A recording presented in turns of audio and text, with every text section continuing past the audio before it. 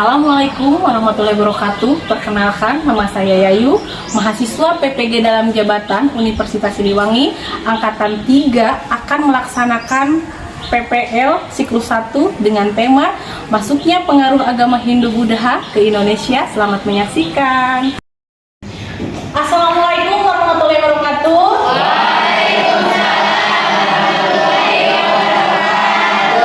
Bagaimana kabarnya pagi ini? Alhamdulillah ya, pada pagi hari ini kita bisa bertemu lagi pada mata pelajaran sejarah. Sebelum kita memulai pelajaran, seperti biasa, alangkah baiknya kalau kita berdoa terlebih dahulu. Dan di sini mungkin berdoa itu akan dipimpin oleh KM-nya. Silakan bagi KM untuk memimpin doa terlebih dahulu. Sebelum memulai kegiatan pembelajaran, alangkah baiknya kita berdoa terlebih dahulu. Berdoa mulai.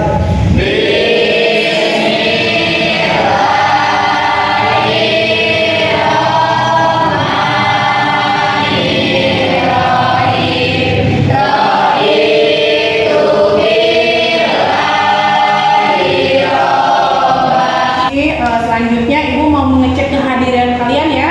Iya.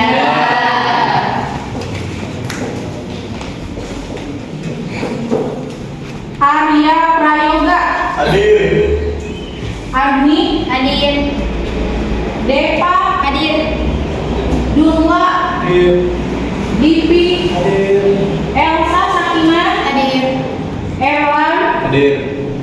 Fahrizal. Hadir. Fikri. Hadir. Hana. Hadir. Kelsey. Hadir. Karina. Sakit. Sudah berapa hari Karina sakit? 2 hari kemarin. Absensi sudah. Silahkan siapkan isi kalian, siapkan semangat terbaik kalian. Dan sebelum itu Ibu mau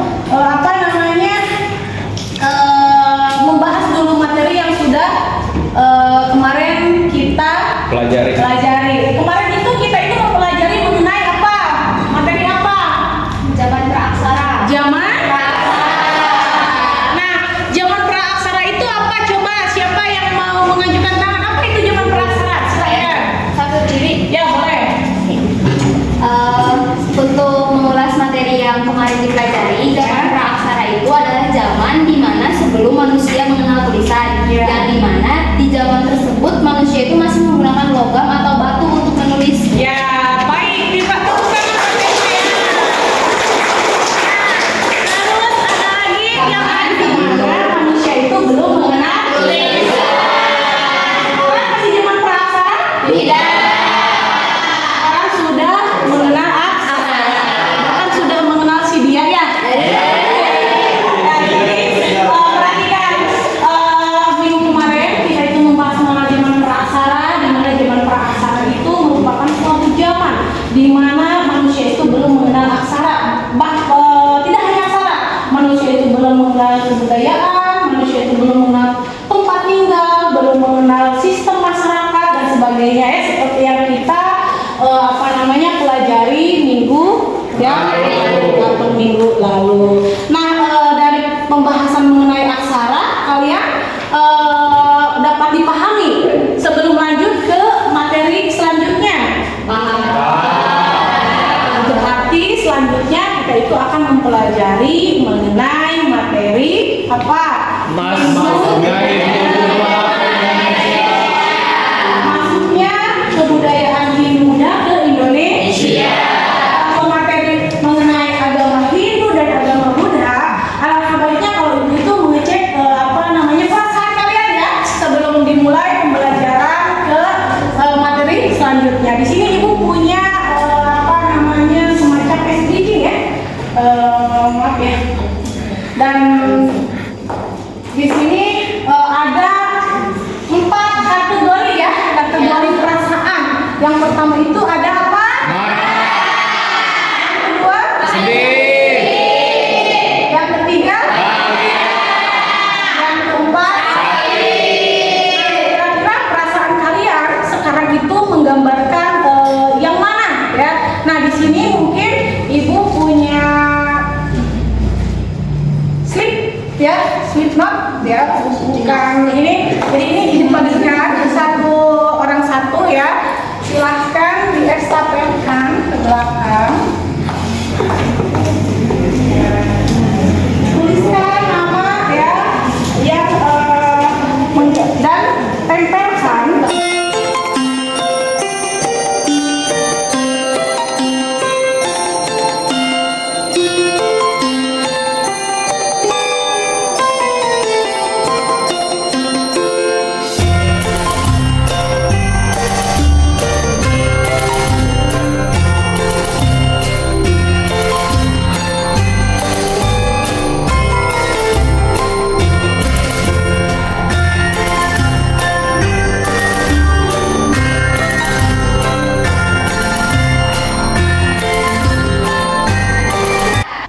Punya Depa, silakan Depa ke depan. Ke depan, Bu. Ya, ke depan. Oke. Ini Depa. Coba Depa ini kartunya. Silakan gambarkan perasaan Depa. Kenapa Depa ya? Kenapa bahagia? Oke, izin untuk menjelaskan kenapa saya menjadi bahagia karena di pagi hari ini di mata pelajaran sejarah tentunya dan bersama ibu, bersama teman-teman saya bahagia karena bisa sekolah lagi dan juga karena saya hari ini banyak kejadian yang membuat saya happy bu. Jadi saya menjadi bahagia tapi itu rahasia. Rahasia berarti bahagianya dengan ketiga ya. Mungkin izin menjelaskan Bu kenapa saya hari ini sakit karena sedang tidak sehat jadi sakit Bu. Iya, berarti dari kesehatan ya, bukan sakit hati bukan? Bukan Bu. Saya sakit karena dari kemarin banyak kegiatan-kegiatan di sekolah. Oh, iya. Karena saya aktivis Bu. Bagus ya. Jadi nanti mungkin malam jangan gadang ya Rega, biar badannya itu sehat ya. Cukup Rega? Cukup, Bu. Ya, terima kasih Rega. Nah, di sini kita itu akan belajar mengenai agama Hindu dan Buddha. Tepatnya masuknya peradaban agama Hindu dan Buddha. Nah, di sini ada beberapa tujuan ya, tujuan pembelajaran. Di sini ada 4 kategori ya. Yang pertama itu memahami teori masuknya dan berkembangnya Hindu Buddha ke Indonesia. Jadi kita nanti akan mempelajari mengenai bagaimana agama Hindu dan Buddha bisa masuk ke Indonesia. Karena agama Hindu Buddha itu jauh-jauh dari India ya. Jadi kita itu akan mempelajari bagaimana silsilah kok agama Hindu Buddha bisa masuk ke kita. Yang kedua itu adalah coba baca.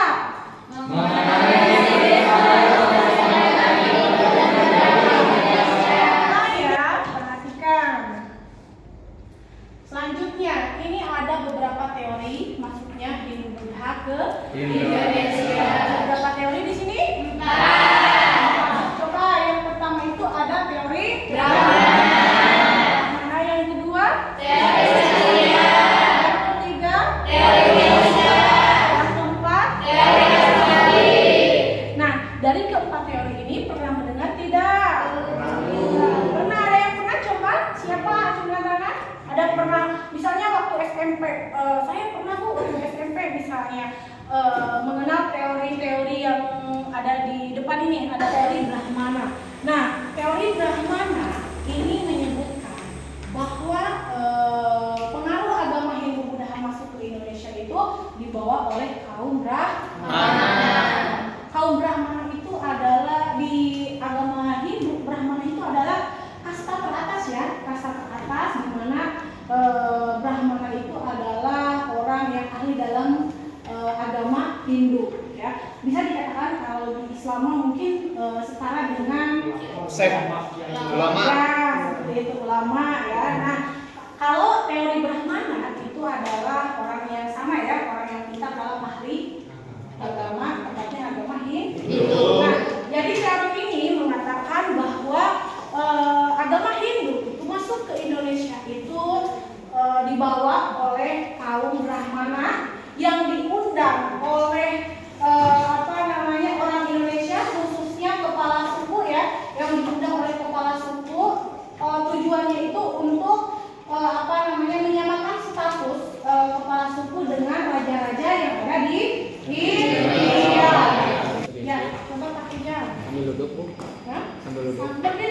biar kelihatan sama teman-teman lain. Ya, jadi untuk pengaruh masuknya agama Hindu-Buddha ke Indonesia, Pak, yang pertama pada bidang seni dan bangunan terdapat berbagai arsitektur yang sangat luar biasa yang bercorak Hindu-Buddha seperti yang ada di Bali, terutama Pura Bali yang itu memiliki corak Hindu pada bangunan-bangunannya, dan juga untuk kepercayaan seperti mana yang kita ketahui bahwasanya banyak kepercayaan di Indonesia yang penganutnya Hindu-Buddha malahan mah itu merupakan kepercayaan yang cukup besar gitu, berada di pulau Jawa terutama. Dan pada bahasa dan tulisan sebagaimana yang banyak kita lihat pada tulisan-tulisan kuno seperti tulisan aksara Jawa itu ya, agak mirip-mirip dengan aksara Palawa kalau tidak salah, atau aksara Pranagiri gitu. Dan untuk sistem pemerintahan juga terdapat sistem kasta kalau tidak salah, dan sistem kerajaan yang diadopsi daripada bangsa India. Dan untuk sosial dan budaya banyak kesenian atau bukan kesenian itu ya, banyak kepercayaan atau adat istiadat yang ada di itu seperti hari raya Nyepi dan yang lain sebagainya. Itu untuk sosial. Mungkin sekian dari saya, Bu. Terima kasih. Bagus sekali ya Pak Rijal, terima kasih atas pendapatnya. Yang lain coba ada lagi perbedaan agama Hindu-Buddha itu dari filosofi kelahiran. Agama Hindu, perhatikan, agama Hindu itu lahir karena adanya pencampuran antara bangsa Arya dan bangsa Dravida. Dravida itu adalah masyarakat asli bangsa India. Ya, kalau Dravida itu bangsa yang datang ke India, yaitu dari Asia Tengah kalau tidak salah ya. Nah terus kalau agama Buddha itu diajarkan oleh Siddhartha Gautama ya, dari Siddhartha Gautama. Ya, Siddhartha Gautama itu juga dulu awalnya itu adalah agama Hindu ya. Cuma Siddhartha Gautama itu diramalkan akan mengajarkan agama lain. Ternyata betul ya. Siddhartha Gautama itu adalah anak dari Raja Sidodana dan Mahamaya Dewi. Sebentar, Ibu bagi dulu kelompok ya. Silahkan ketua kelompok ranking 1, 2, 3, 4 ke depan.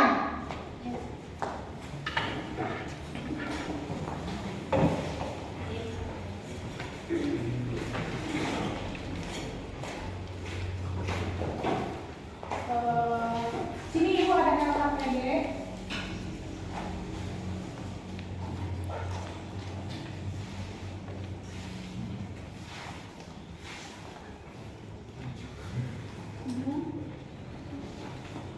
Oke. Di sini Ibu menunjuk ketua kelompok yang Ibu sudah berikan LKPD-nya.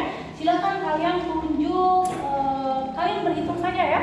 1, 2, 3, 4, 1, 2, 3, 4. Silakan kalian mengikuti ketua kelompok. Silakan berhitung. Di mana tuh? 4, 1, 2, 3, 4. 1, 2, 3, 4, 1, 2, 3, 4, 1, 2. Oh, berarti ada yang 4 orang, ada yang 5 orang ya, beda-beda 4. Silahkan kalian duduk berkelompok.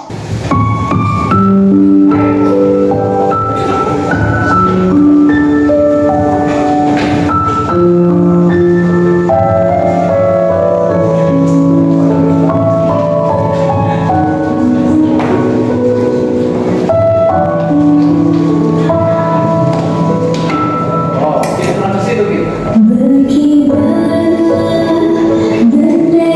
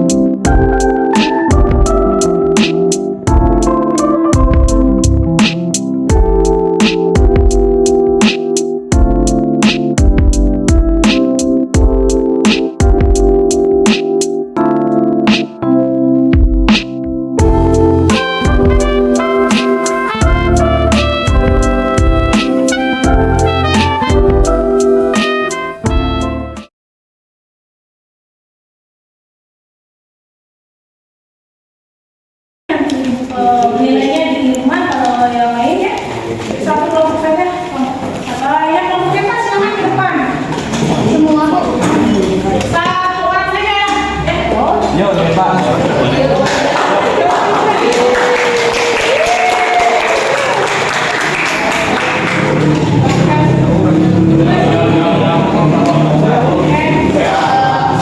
Baik, bismillahirrahmanirrahim. Assalamualaikum warahmatullahi wabarakatuh.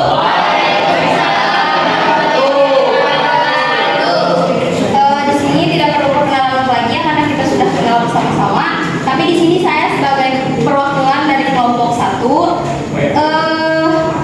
akan mempresentasikan tentang analisis candi yang tadi kita tonton bersama-sama. Kelompok 1 memilih Candi Borobudur dan Candi Prambanan. Baik, di sini ada 3 pertanyaan. Yang pertama, kelompok 1 juga harus mengetahui macam-macam candi. Tadi sudah mengetahui ya macam-macam candi. Namun di sini kami hanya membawa 2 candi saja seperti yang Ibu katakan. Kemudian yang kedua, menjelaskan perbedaan bentuk candi.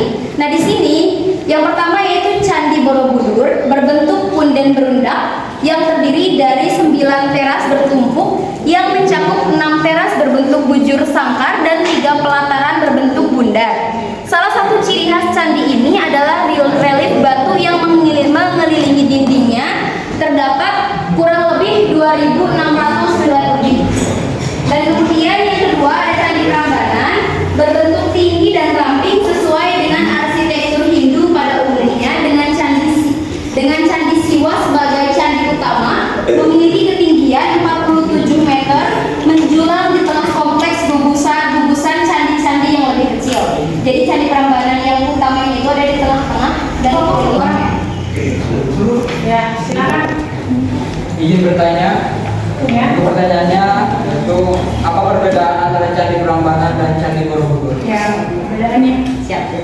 Beda, langsung jawab saja. Ya, langsung dijawab. Oke, seperti yang tadi disebutkan, untuk Candi Borobudur itu seperti punden berundak, yaitu dari mulai yang terbesar sampai mengerucut. Sedangkan untuk Candi Prambanan itu suatu candi yang ukurannya hampir sama, tapi dikelilingi oleh candi-candi kecil di sekelilingnya seperti itu. Untuk perbedaannya. Iya. Cukup puas aja. Ya, terima kasih ya, Pak.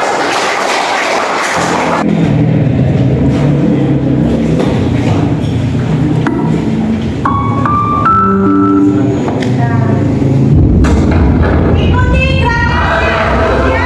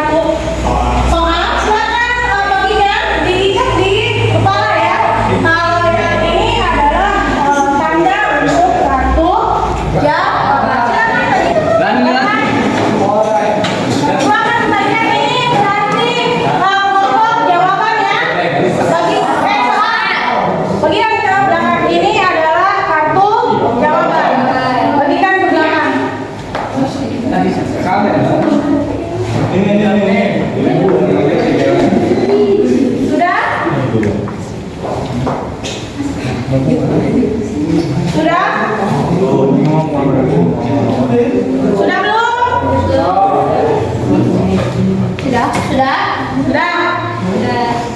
Kalau sudah, silakan boleh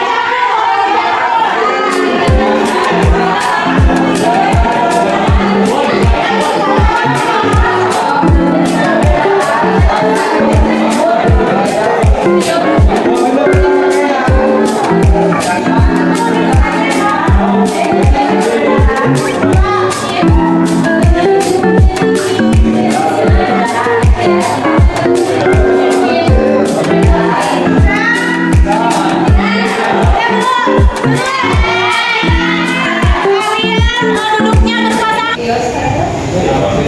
Silakan berpasangan, tunjukkan ibu ya. Sini, lihat jawaban. Jawabannya. Ya, betul, duduk. Ya, selanjutnya.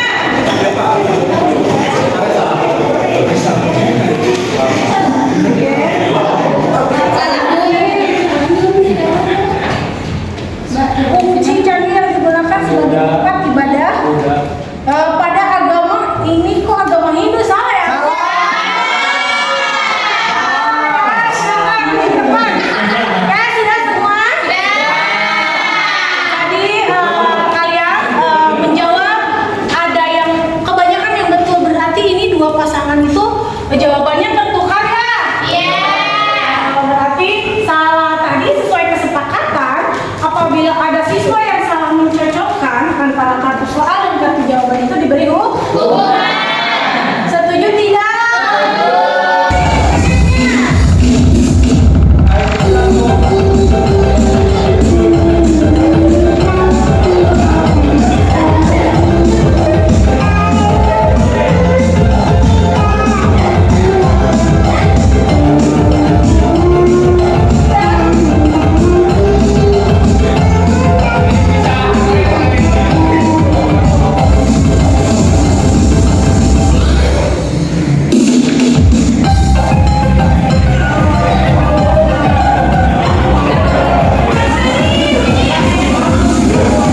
Siapa di sini yang mau memberikan kesimpulan mengenai materi yang kita bahas hari ini? Siapa? Angkat tangan. Silakan, Eva ya. Ya, berdiri. Oke, baik teman izin sebelumnya mewakili teman-teman untuk menyimpulkan pembelajaran hari ini tentang masuknya pengaruh agama Hindu Buddha ke Indonesia. Yang pertama, mungkin ada 4 teori yang menyampaikan tentang pengaruh masuknya Hindu Buddha. Yang pertama teori Brahmana, yang kedua teori Kesatria, yang ketiga teori Waisya, yang keempat teori arus balik. Kemudian juga dalam pembelajaran hari ini kita mengetahui banyaknya candi yang tersebar di seluruh Indonesia, khususnya kebanyakan candi itu di daerah Jawa ya. Jawa-Jawa seperti itu. Jadi mungkin untuk kesimpulannya seperti itu Bu dari saya. Ya, terima kasih tepuk tangan buat masuknya agama Hindu Buddha ke Indonesia itu sangat berpengaruh terhadap kehidupan masyarakat Indonesia ya. Jadi dari mulai Indonesia tidak mengenal aksara, tidak mengenal huruf, setelah masuknya pengaruh agama Hindu Buddha, masyarakat Indonesia itu jadi keluar dari zaman praaksara. Terus juga kita itu banyak ya, ada pengaruhnya itu dari bidang sosial, ada dari bidang tadi? Apalagi? Terus apalagi? Ya, dan juga ada sistem pemerintahan. Jadi sistem pemerintahan di Indonesia itu sebelumnya itu kan dipimpin oleh kepala suku, setelah masuknya pengaruh agama Hindu Buddha itu dipimpin oleh raja. Mungkin materi untuk agama Hindu Buddha itu dicukupkan sekian, dan mungkin ini refleksinya itu silahkan kalian ibu kirimkan link Google Form ya, itu silahkan kalian kerjakannya saja di rumah ya. Jadi nanti ibu akan menilai hasil belajar kalian. Ibu share di grup ya. Silahkan kerjakan ya. mengerjakan Google Form-nya. Di rumah gua. Ya, di rumah nanti Ibu bahas ya. Acara, terima kasih atas perhatiannya. Kalau begitu ditutup dengan doa ya, tapi sebelum doa Ibu akan menginformasikan pembelajaran kita yang akan datang itu, yaitu mengenai kerajaan agama Hindu dan Buddha. Kita akan mempelajari kerajaan apa saja yang ada di Indonesia ya. Dapat dipahami? Siap. Nah, mungkin sekian dari Ibu. Terima kasih atas perhatiannya. Mungkin untuk penutup ditutup dengan doa, silahkan. Tadi KM ya, silahkan.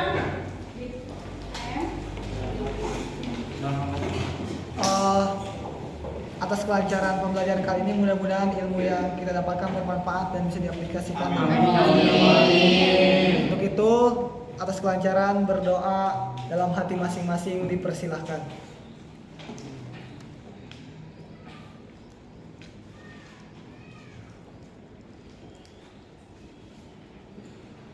Berdoa selesai. Berisalah.